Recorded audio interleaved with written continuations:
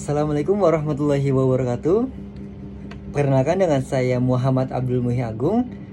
Saya mahasiswa program Fakultas Ekonomi dan Bisnis Universitas Al-Azhar Indonesia, kelas MJ21H dengan nomor induk mahasiswa 03115210022. Izinkan dengan ini saya ingin menjelaskan mengenai mata kuliah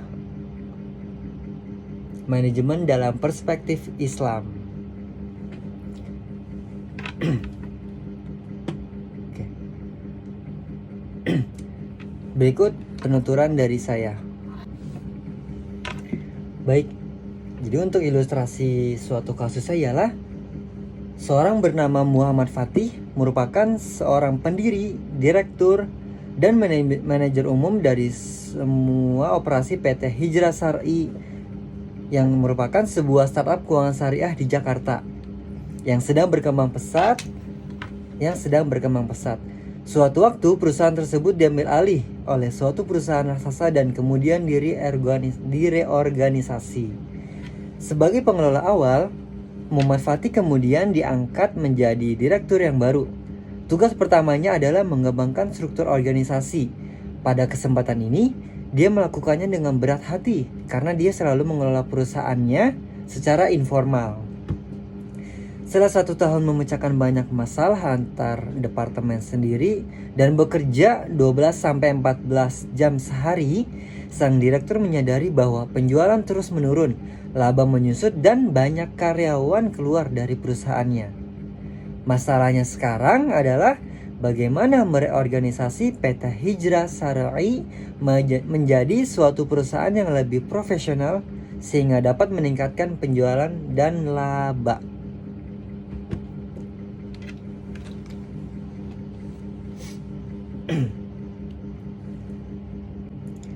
Nah, pertanyaannya adalah, seandainya saudara adalah seorang konsultan yang menggunakan pendekatan perspektif Islam untuk menaikkan lagi tingkat penjualan dan laba, koordinasi apa dan bagaimana yang seharusnya dia lakukan?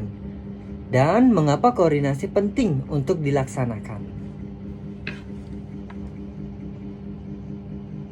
Baik, dalam menjawab pertanyaan ini ialah dalam menerapkan pendekatan perspektif Islam, ya, dalam hal menaikkan tingkat penjualan dan laba dalam suatu perusahaan, maka hal yang pertama harus dilakukan ialah memahami konsep pemasaran syariah itu sendiri, di mana dalam pengertiannya pemasaran syariah merupakan sebuah disiplin bisnis strategi yang mengarahkan proses penciptaan, penawaran, dan perubahan values dari suatu indikator kepada stakeholdernya, ya, yang dalam keseluruhan prosesnya sesuai dengan akad dan prinsip-prinsip bermuamalah dalam Islam. Jadi lebih singkatnya, ya, dalam mewujudkan konsep pemasaran syariah ini, maka dalam segala segi bermuamalahnya itu harus menggunakan hal-hal yang diajarkan Rasulullah SAW, ya. Sebab khususnya Nabi Muhammad dalam berbisnis patut dijadikan panutan. Ya, baik. Jadi lebih singkatnya, dalam bermuamalah kita dilarang untuk menggunakan hal-hal yang berkaitan dengan maisir, goror, maupun riba, ya, atau istilahnya maghrib, ya, dimana dalam hal mengupayakan usahanya itu kita harus bermuamalah dengan mengikuti apa yang diajarkan Rasulullah SAW. Sebab kesuksesan Nabi Muhammad dalam berbisnis patut dijadikan panutan, karena Nabi Muhammad adalah pedagang sukses. Hal ini dikarenakan kejujurannya, keikhlasan, serta integritas dalam menjaga kualitas maupun menjaga kepercayaan konsumen, ya. Ya, jadi dalam prakteknya itu tidak hanya berorientasi untuk keuntungan duniawi semata, tapi dia dijadikan keuntungan akhirat itu sebagai tujuan utama juga, ya. Jadi di sini tidak mengadakan keuntungan duniawi semata, ya, yang berkaitan dengan profitabilitas, tapi di sini juga harus menjaga keberkahan dari suatu profitabilitas itu sendiri, ya, dimana kita menjaga keberkahan dari setiap usaha kita, ya. Nah, hal yang harus dilakukan yakni sebagai seorang konsultan dalam perspektif Islam, ya, melakukan koordinasi berupa ada dua, ya. Yang pertama, menyempurnakan struktural internal. Jadi bagaimanapun juga dalam merubah, ya, ingin mereorganisasi suatu perusahaan menjadi lebih baik lagi, maka hal yang harus kita lakukan adalah dengan memperbaiki sistem maupun organisasi yang ada di internal, ya, baik dari segi karyawan, struktural maupun manajemennya, dimana sebagai langkah-langkah yang harus kita lakukan menurut perspektif Islam, maka yang harus kita lakukan adalah dari pegawainya itu sendiri. Nah, hal yang bisa dilakukan adalah dengan menerapkan pada setiap pegawai untuk senantiasa sholat 5 waktu, ya, dimana ini penting sekali karena akan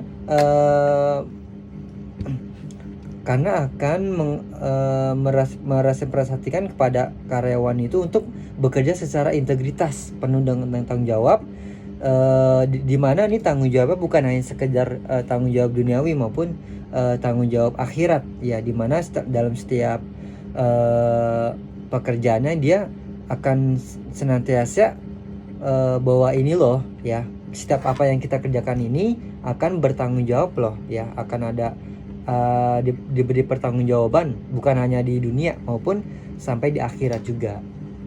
Ya, hal yang perlu dilakukan yang kedua adalah menjaga keharmonisan atau kekompakan pegawai agar bekerja dengan baik dan profesional, yakni dengan memberikan reward atau atensi khusus seperti gathering bersama.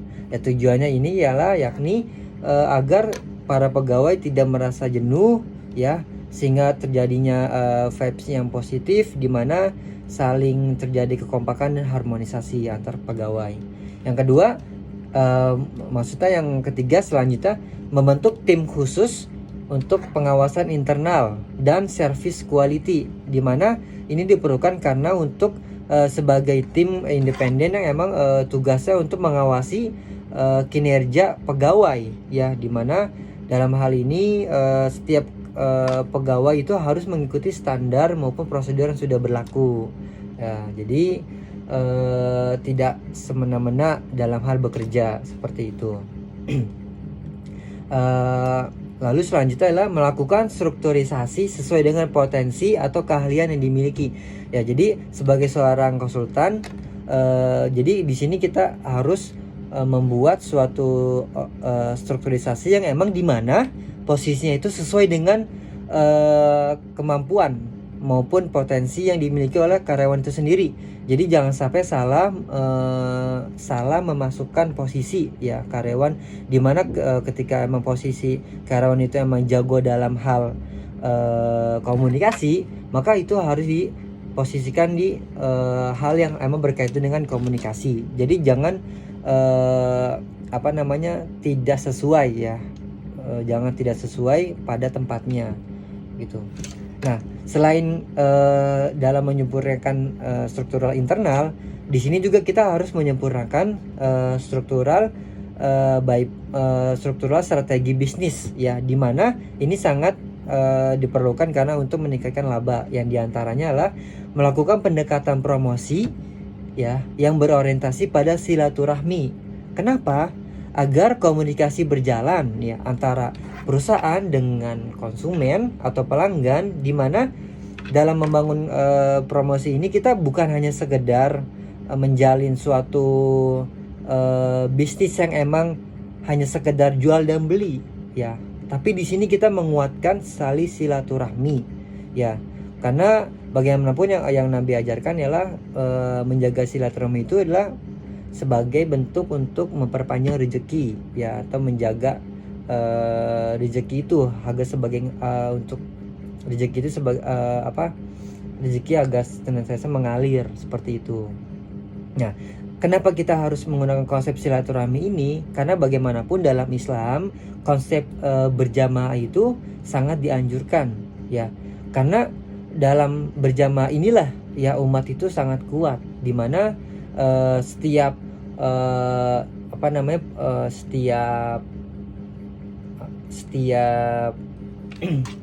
masyarakat, ya, setiap warga itu terlibat. Jadi tidak ada kelas-kelas tertentu, semuanya dilibatkan, gitu.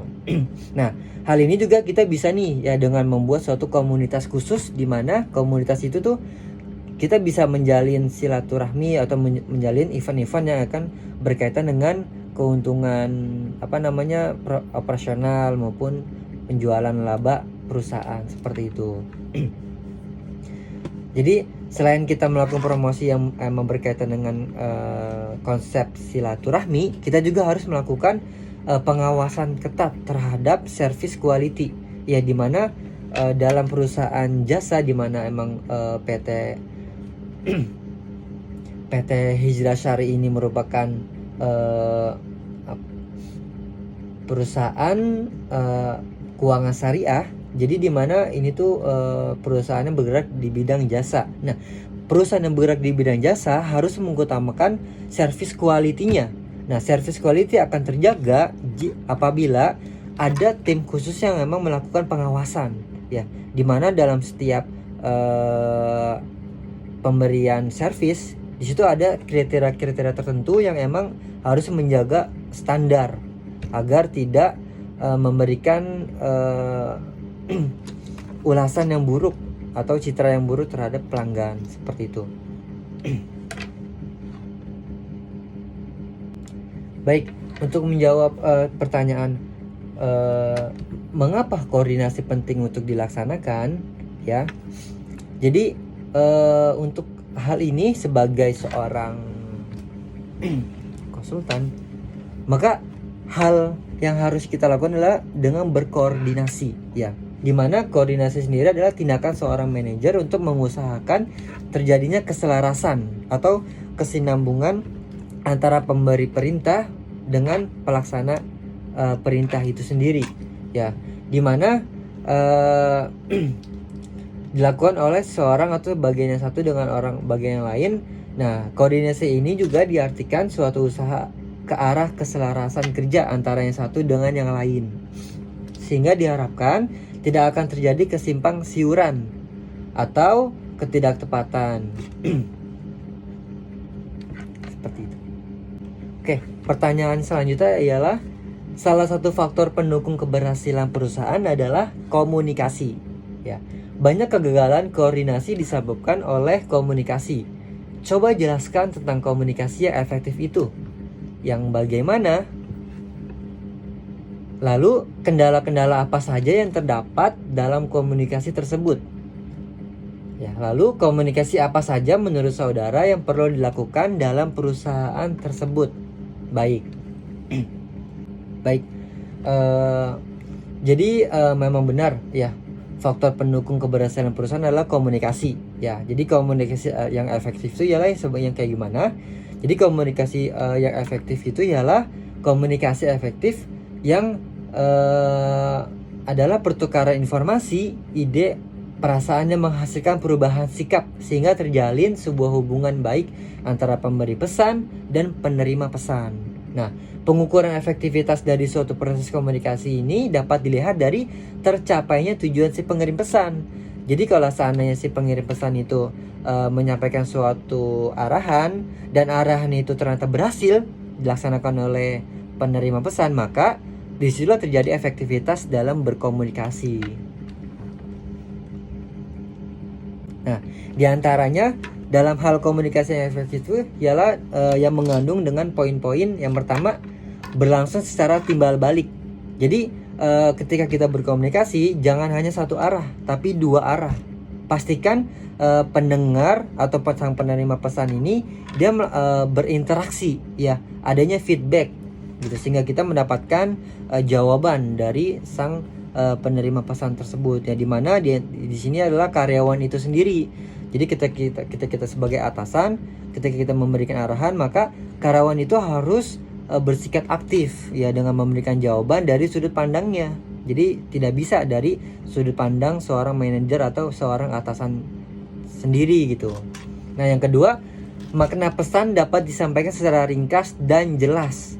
Jadi ketika kita memberikan arahan, tidak bertele-tele atau tidak memberikan penjelasan yang terlalu panjang sehingga sulit dimengerti. Yang ketiga, bahasa yang digunakan ialah mudah untuk dipahami. Ya, jadi kalau seandainya karyawan itu kebanyakan anak-anak muda, maka kita harus menyesuaikan ya dari segi bahasanya.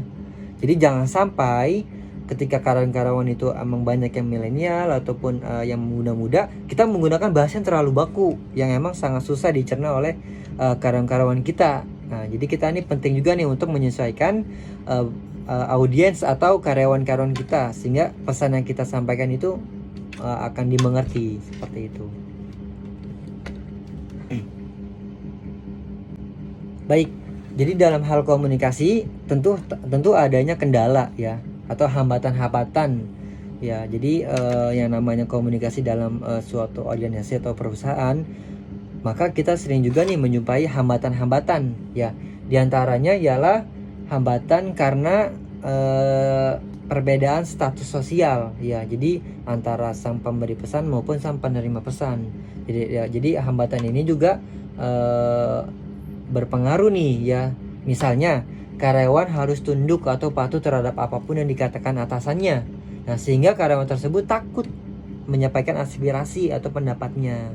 Seperti itu. Jadi yang perlu kita lakukan adalah kita harus mengatasi gitu. Jangan sampai karyawan atau bawahan kita ini takut untuk berargumen, takut untuk menyampaikan pendapatnya, seperti itu. Yang kedua adalah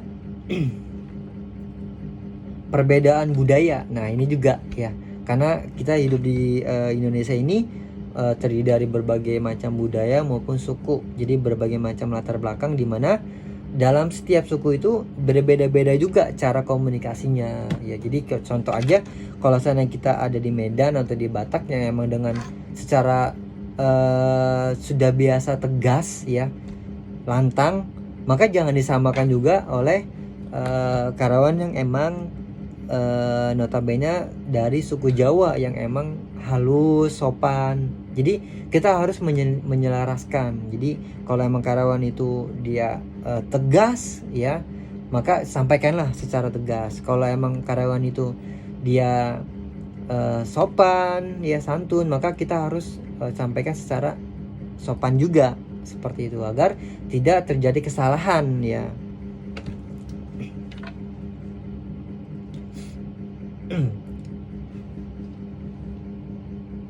Baik, untuk pertanyaan selanjutnya ialah, untuk meningkatkan produktivitas dan laba penjualan, apakah perusahaan perlu melakukan motivasi?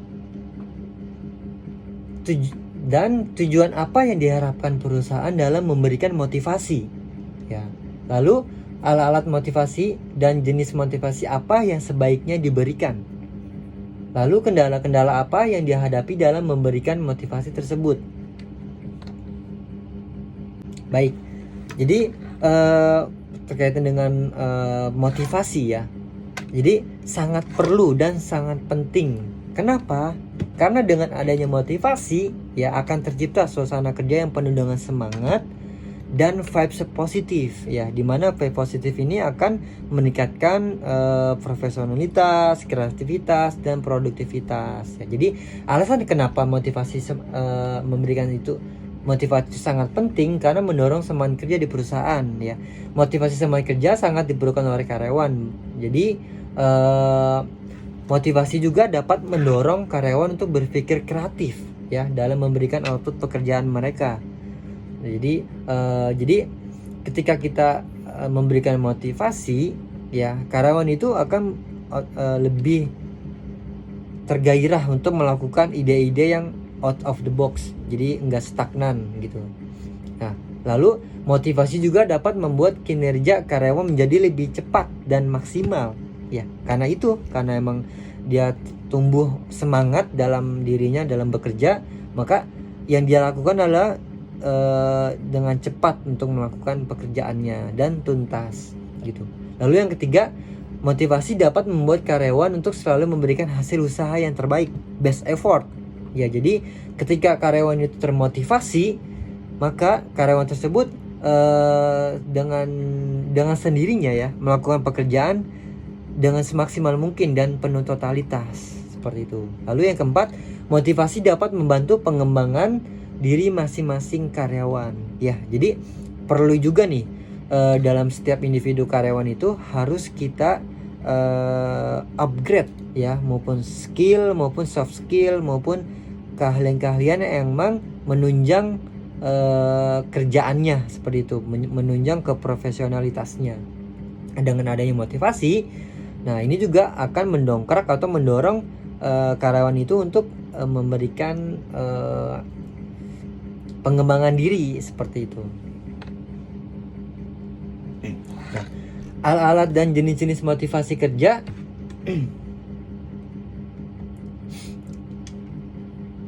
alat-alat motivasi kerja terdiri dari material insentif, yakni alat motivasi yang diberikan itu berupa uang atau barang yang mempunyai nilai pasar.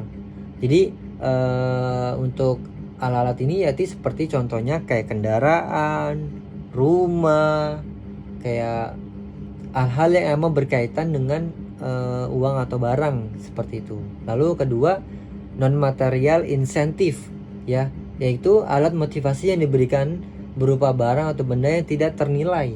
Jadi hanya memberikan kepuasan atau kebanggaan rohani saja. Misalnya kayak medali, piagam, ya, kayak lencana,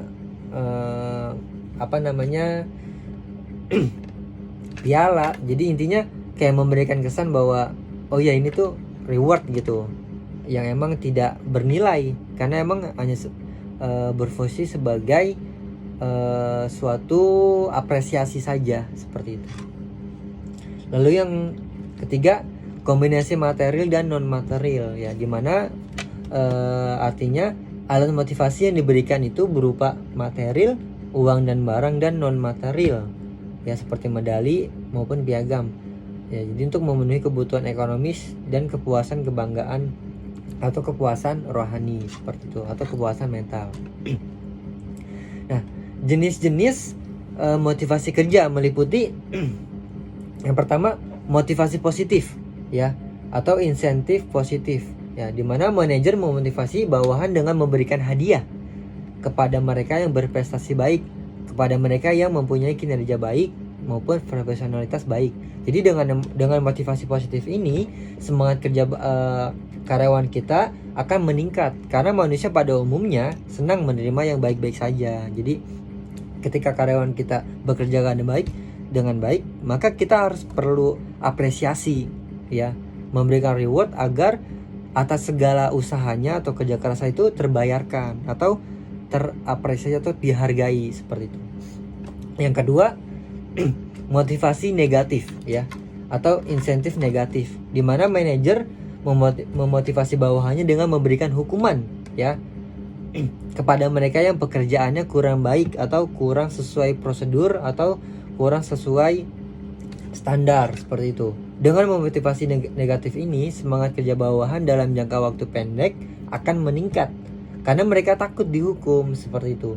Tetapi untuk jangka waktu panjang dapat berakibat kurang baik. Jadi ketika karyawan kita atau bawahan kita melakukan pekerjaan dengan tidak baik, maka kita harus memberikan teguran atau hukuman ya. Jadi fungsinya ini itu dengan memberikan efek untuk menyadarkan karyawan kita agar tidak mengulangi lagi, seperti itu, agar kedepannya agak bisa lebih baik lagi dan tidak terulang, seperti itu.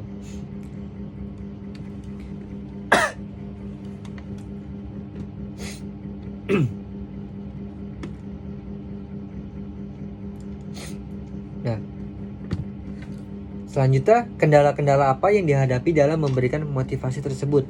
Jadi kendala-kendala itu sebenarnya beragam ya. Jadi untuk menentukan alat motivasi yang paling tepat sulit karena keinginan setiap individu karyawan tidak sama. Jadi yang kedua juga, kemampuan perusahaan terbatas dalam menyediakan fasilitas dan insentif, karena nggak semua perusahaan itu memiliki sumber daya yang cukup untuk memenuhi kebutuhan karyawannya, baik dari segi mental maupun dari segi material ya. Yang ketiga, manajer sulit mengetahui motivasi kerja setiap individu karyawan ya. Jadi kita nggak bisa tahu banget ya tujuan dia atau motivasi kerja karyawan kita ini di perusahaan kita tuh apa aja ya. Ada yang emang sekedar mungkin mengejar uang ataupun emang memenuhi kebutuhannya. Ada juga yang emang dia mengembangkan bakatnya atau mengembangkan passionnya, sehingga beda juga gitu ya kendala-kendalanya. Yang keempat, manajer sulit memberikan insentif yang adil dan layak ya. Jadi inilah yang emang kendalanya. Jadi nggak semua manajer itu memberikan patokan-patokan yang adil ya, secara mungkin jabatan atau pendidikan atau emang lamanya karyawan itu bekerja. Nah, ini juga menjadikan kendala tersendiri ya bagi manajer dalam memberikan perhatiannya atau atensinya kepada karyawan-karyawannya. Oke, pertanyaan selanjutnya, menurut pendapat saudara, gaya kepemimpinan apa yang cocok untuk perusahaan tersebut? Lalu, persyaratan-persyaratan apa saja yang diperlukan oleh seorang pemimpin yang baik sehingga perusahaan dapat mencapai tujuan yang diinginkannya? Lalu, jelaskan perbedaan antara pemimpin dan manajer. Nah, baik, sesuai ilustrasi perusahaan tersebut, maka gaya kepemimpinan yang cocok adalah kepemimpinan demokrat atau demokrasi ya, dimana memiliki ciri-ciri dalam setiap pengambilan keputusan melibatkan bawahan ya, harus. Jadi seorang pemimpin itu atau atasan dia harus melibatkan nih, jangan satu arah tapi dua arah. Jadi terus sehingga muncullah feedback atau masukan dari selain atasan atau selain pemimpin, seperti itu. Yang kedua, lebih menyarankan anggota kelompok untuk membuat keputusan sendiri ya. Jadi kita berusaha untuk membuat karyawan kita itu untuk mandiri dalam hal membuat keputusan. Jadi jangan sampai kita terlalu kayak ngasih makan terus, jadi kayak sehingga karyawan kita tuh nggak mandiri dalam hal mengambil keputusan seperti itu. Nah, yang ketiga, cenderung memiliki personal power. Jadi memiliki karisma ataupun memiliki kepribadian yang kuat, seperti itu ya. Lalu keempat, komunikasi yang dikembangkan bersifat dua arah atau bersikap objektif. Nah, jadi gaya kepemimpinan demokrat ini dia tidak seperti hal-hal yang dulu-dulu gitu, karena di sini gaya kepemimpinan itu dia mengandalkan bawahannya untuk terlibat ya. Jadi nggak cuma kepemimpinnya doang yang emang memberikan arahan, tapi mengusahakan untuk karyawannya juga atau bawahannya agar turut serta ya dalam mengambil keputusan, seperti itu. Lalu yang terakhir, pemimpin menyatu dalam kelompok ya. Jadi pemimpin itu dia membaur, tidak memisah atau tidak memberikan jarak ya. Ya ada tuh ya kan, karena pemimpin yang emang kesannya ada jarak banget ya antara pemimpin sama karyawan. Nah, untuk gaya kepemimpinan ini ya, secara gaya kepemimpinan demokrat, maka pemimpin itu dia membaur ya. Jadi sehingga karyawan itu tuh merasa bahwa oh ya, pemimpin kita ini akrab loh sama kita, jadi nggak ada jarak. Jadi kalaupun emang ada feedback atau ada masukan tuh, karyawan tuh nggak sungkan-sungkan untuk memberikan masukannya, seperti itu.